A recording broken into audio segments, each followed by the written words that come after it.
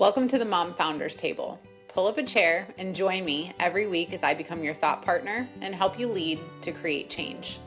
I'm your host, Kelsey Kenry, entrepreneur, millionaire mom of three, and strategic business coach for established mom entrepreneurs.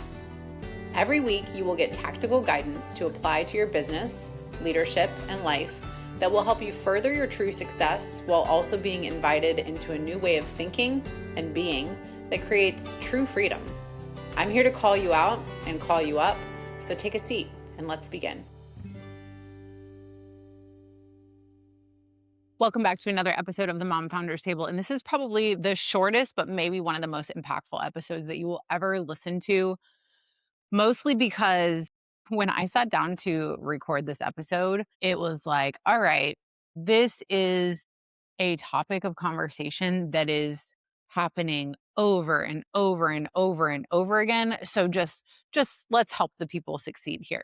So today we're going to talk about how to hold your team accountable. Here is what is happening is we have this incredible uprising of women in business, especially in entrepreneurship. So women in leadership is not new. Women who have climbed ladders, historically, we've been on the path for women to take over the world for a long time. That being said, this steering towards entrepreneurship is newer. And with the rise in entrepreneurship, what we forget about entrepreneurship is that we bring all of our personal things to the party. So there is no separation when you are somebody who has a big idea, a big vision, and you want to execute on that vision.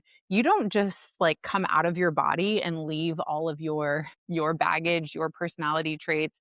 As much as we have to learn to compartmentalize better, we still are people, right? And so what this turns into specifically as you continue rising, as you continue to build your team, we see that people are so damn nice and so focused on not hurting anybody's feelings or not making anybody upset, specifically in our teams, that is actually affecting our ability to be successful. So when my clients come to me, obviously the women that I work with on a private level or the women that are going to be inside my upcoming mastermind, if you haven't checked out my mastermind, by the way, we are accepting applications now.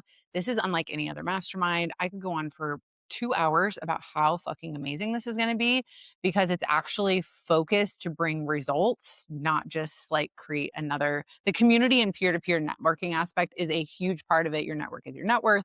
But we have curated this to where it's actually results driven and we're doing a money back guarantee, which nobody does. So anyways, all the information for that is in the show notes below. You can apply now. We're starting in September, but when you reserve your spot now, we're actually going ahead and doing my full business assessment and analysis. So you know exactly what to work on, when to work on it, what your priorities should be, where you're leaving money on the table, all of the things to prep and prepare and have you come into the mastermind with momentum. So all the details of that are below. When it comes to holding our teams accountable, we are so focused on being nice and not wanting to rock the boat that we are delaying our success and we are prolonging our suffering. And yesterday I was talking to a client and I reminded her, I'm like, suffering is a choice, right? If you don't like a certain situation, a certain pattern, a certain relationship, you are there by choice and you can always do something about it. So what happens in our teams is that we will have somebody on our team or multiple people on our team that we want them to do something different. We want them to bring a different level of positivity. We want them to take more initiative. We want them to be more resourceful. All of these things are combined. And like when my clients are coming to me, they're in this place to where they've obviously built something that is very successful. It's making money. It's working basically for everybody but them, right? And so to fix this, we do the infrastructure work that if you've been around here long enough, you know that that's what we do is we help you redesign your infrastructure so that you can step away without things falling apart. And the people component of this is a huge part of it. Because if you don't have the right people in the right seats, and if you don't trust your team, and if you can't let go, and if you cannot communicate well, and if you cannot hold people accountable, you're going to find yourself in the same spot time and time again. And so this is what I see. I see a lot of people, whether you have a team of 2 or a team of 200, there are people on your team that you really like, that you really, really like as people, that you really feel called to keep on your team, that you know that they are great and wonderful people and they have all these great strengths. And also they are not they're not meeting your performance standards, right? Number one, here's what we need to do. Number one, we need to make sure that people have clear performance standards. We need to make sure that our expectations are laid out crystal clear. Earlier this week, I posted on Instagram that I'm so sick of us gaslighting ourselves. I'm so sick of us telling ourselves that because we're entrepreneurs, that because it's our business, that our standards and our expectations are too high. I did this to myself for so long. And when you shrink that, when you're like, okay, this is a me problem, which, not to go off on another tangent, but radical responsibility is one of my biggest values. So I always look at myself first, and you should too. And also, this doesn't mean we need to gaslight ourselves and tell ourselves that we need to accept less because our expectations are too high.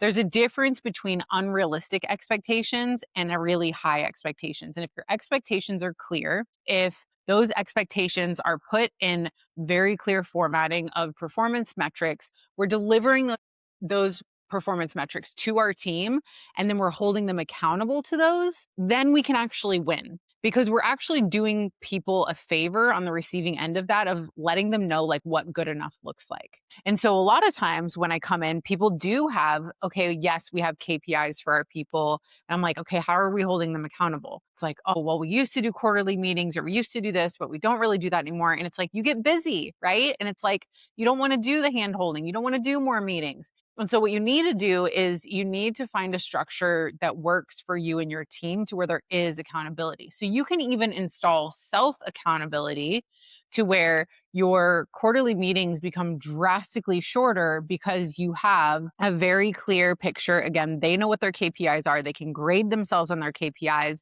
And if they're not missing the mark, they can start to make a plan for how they are actually going to alleviate that. How are they fixing it? How are they getting back on track? And this is what creates solution focused thinking, which is what we want in our teams. So, to break down this very short but very important episode, I need you to let go of trying to be the nicest person on your team. I need you to think about the business and how your team is going to drive success and efficiency. And in order for you to get to make the most impact with your business, you need your team performing at their best. And in order to have a team that performs at their best, there has to be accountability. They have to know that accountability is there. They have to know what it looks like, and it has to be consistent. It has to be consistent. Communication is not conflict, right? If it's very clearly stated, every Monday we wear a red shirt, and then Paul every single Monday wears a blue shirt, and we're not saying anything, that's a you problem. And you're behind the scenes like, why is he not wearing a red shirt? Maybe you've reminded him, you've poked him, but like, we have to be able to follow through with our word, right? Because if our teams know, actually, she's going to say that, but she's not going to follow through with it. It's like kids, like they know, right? I've had people who have said their team members are like, yeah, a co-owner, clients that I have that are co-owners, they know that the husband is so busy that he's not going to pay attention. And they've said that. So what I want you to take away from this episode is, number one, being a good leader is holding people accountable. Number two, your systems and your structure need to also account for and have accountability in place. It's not enough to just tell people what you expect of them. It is enough to tell people what you expect and then hold them to that standard and have a conversation if they are not meeting that standard, and create solutions. You can give second chances. You can give opportunities for people to meet the mark, but we can't keep keeping underperformers on our team, because that will become the status quo, and that is going to pull back all of your success and all of your goals. So please remember these things as you continue to succeed, as you continue to grow. Again, if you have a team of 2 or a team of 10, be preventative in your communication, be preventative with your structure by creating success metrics and KPIs and delivering your expectations clearly. And then making sure when somebody misses the mark, even if it's small, that you're not gaslighting yourself and saying, oh, that's not that big of a deal, or oh, it was one time. It's better to talk about it at that one time before it becomes a big deal. Thank you guys for listening. I hope this is helpful. If you need help figuring your shit out, getting your shit together, getting organized, making sure you have the right team members in place, making sure that you have a business that is not drowning you, that is not taking away from your family or your health, please DM me. My DMs are always open. I also have an inquiry form if you're interested in working together. And of course, the mastermind applications are open. So if you're looking for more of a network, more of a community, the retreat included, and you know that you want to be plugged into a space that's not just a mastermind that's going to be like rah rah, it's going to be very results driven. All those links are down below for you. I'll talk to you guys next week.